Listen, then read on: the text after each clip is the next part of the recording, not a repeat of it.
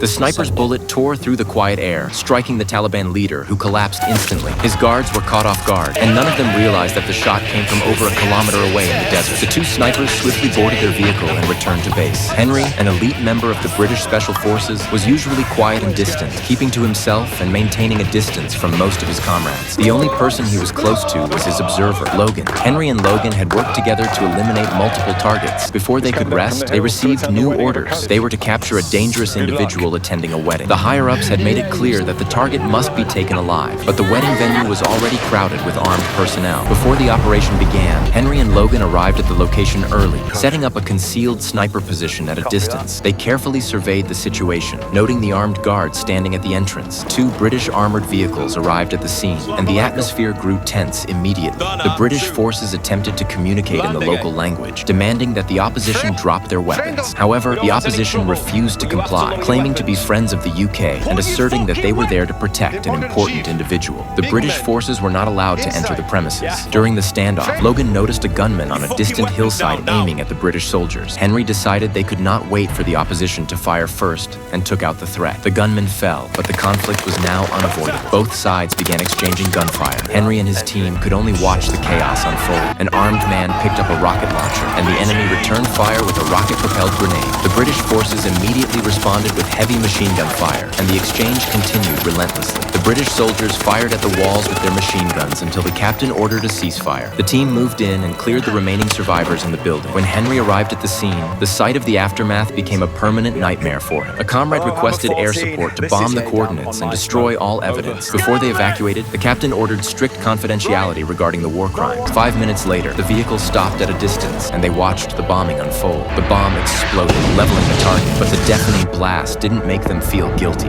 Amid the laughter of his comrades, any remaining sense of humanity vanished. Henry's face darkened. He couldn't condone such actions, but he couldn't walk away either. Sometime later, the team was assigned another mission to eliminate a Taliban leader. On the way, Henry sensed something unusual. He was the first to get out of the vehicle and pointed to a distant mound of dirt that was reflecting light. The entire team went into alert mode.